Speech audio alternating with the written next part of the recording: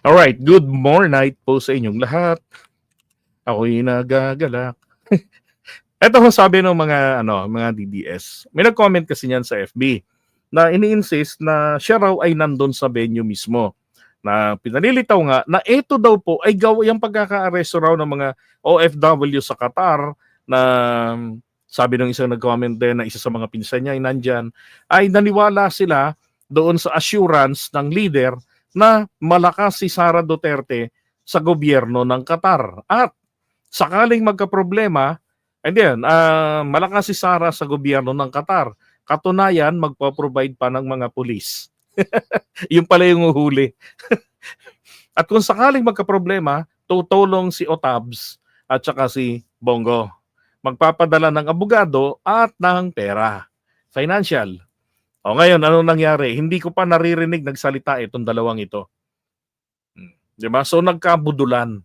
Gago yung organizer para masabi lang na na isog sila diyan, walang atrasan kahit alam nila 100% na bawal, napaniwala sila katulad sa sinasabi ni Harry Roque sa Qatari government that the government has been good to the former president, blah blah blah.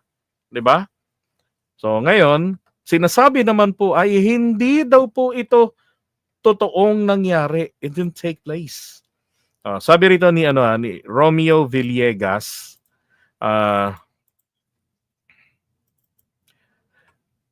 one second.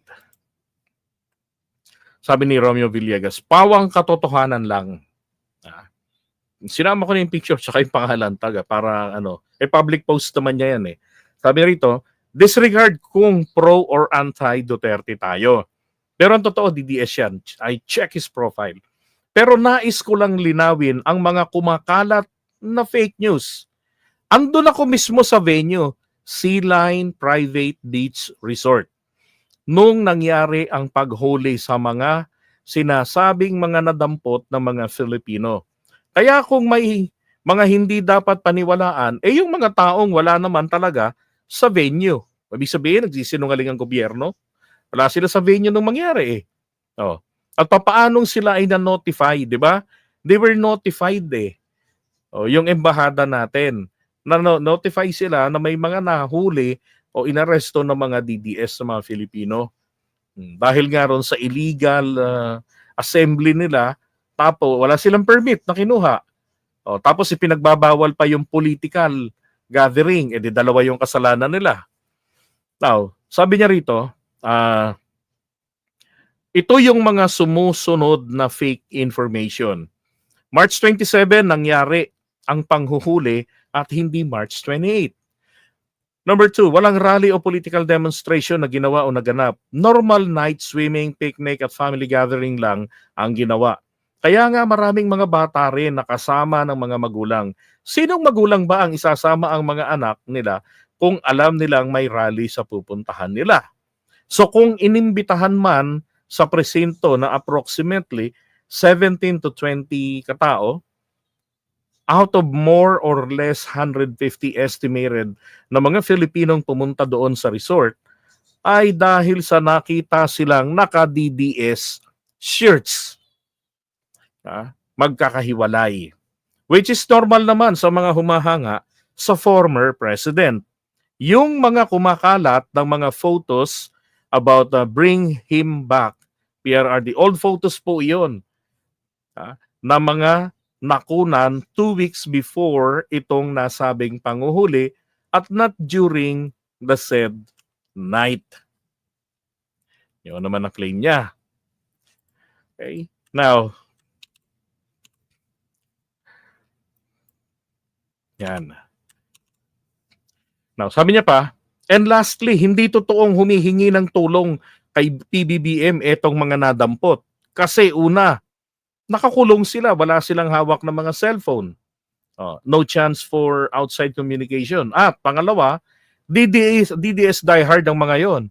Bakit hihingi ng tulong sa taong against nga sila? Bakit? Kung wala ka ng matakbuhan, presidente na lang. Diba? Hihingi ka ng tulong and then you will insist, kahit ayoko sa'yo, you're still my president. obligasyon mong tulungan kami. Parang nung mangyari yung rally nila, 'di ba, BBM resign. Tapos nung magka-arestuhan na, BBM help us. Ganun na yung nangyayari eh.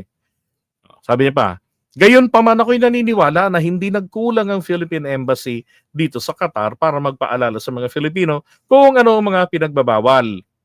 Yan. At tungkulin ng ating embahada na pangalagaan ng kapakanan ng ating mga kababayan sa iba't ibang bansa, blah blah blah. Tigilan na po natin ang pagpapakalat ng mga fake news about sa nangyari dito ng Thursday night, March 27, 2025, around 8:30 p.m. dahil wala kayo sa actual na pangyayari at mismong venue. Alam nyo, kung totoo po ang sinasabi ng taong ito, malamang ang tinutukoy niya po ay hiwalay na insidente na kanyang nasaksihan.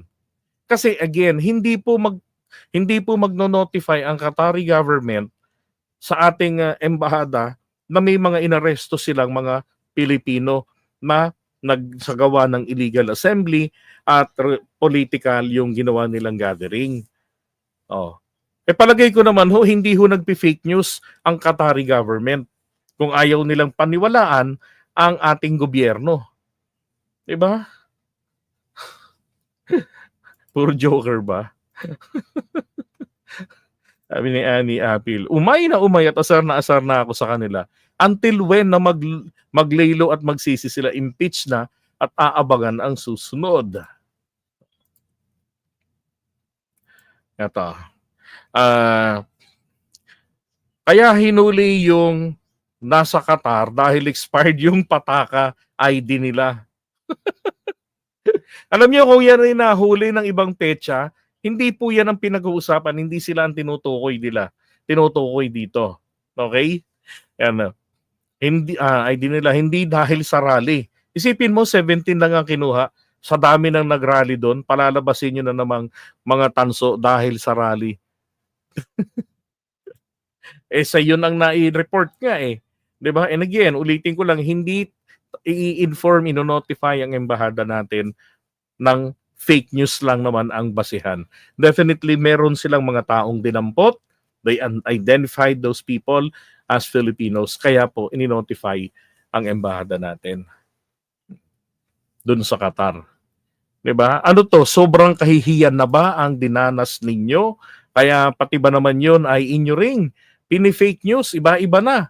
Meron pa, hindi ko na lang nakita yung comment na yun ulit eh. Ang sabi naman, mga lasing lang daw po yung mga yon na inaresto.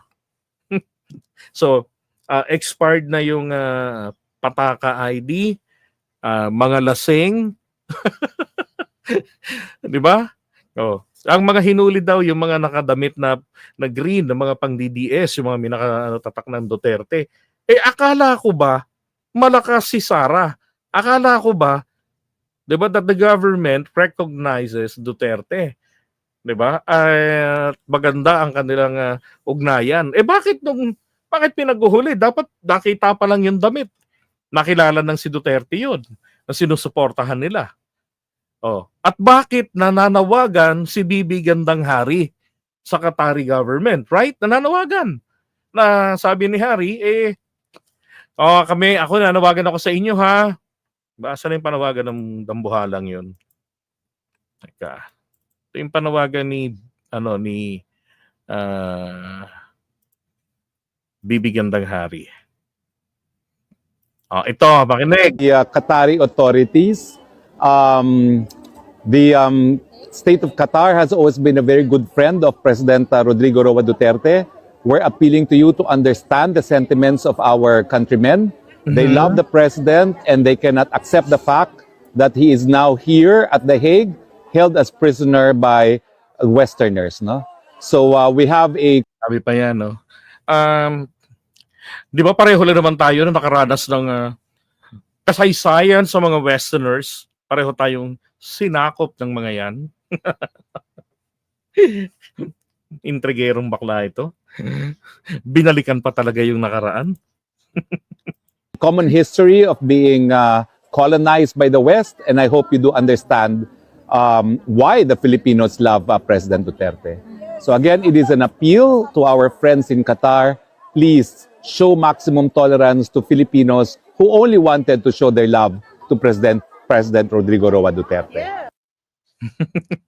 Sabi ng mga tanga, yeah. Since DDS don't care about Qatar 17, then the government should ignore them. Oo nga, parang maganda nga yung ganon, di ba? Wag na silang tulungan. Magkano kasino lang naman, kaya naman ng mga Duterte yun bayaran. So 17 times 800, di ba? 1,000 pesos. Kayang-kaya po yan, Diyos ko, maning-mani lang yan sa kanila. Di pala totoo. Ba't tutulong ang gobyerno? Sayang pa yung 700K na ibibigay. Diba? 17 yun. 20 na nga daw yung nakakulong eh. Diba? Ang laki ng gastos. Yun na nga pinapain nila yung mga tao eh. Diba? Di mo maintindihan rin kung ano yung pumasok sa klase ng munting kokote ng mga taong ito eh.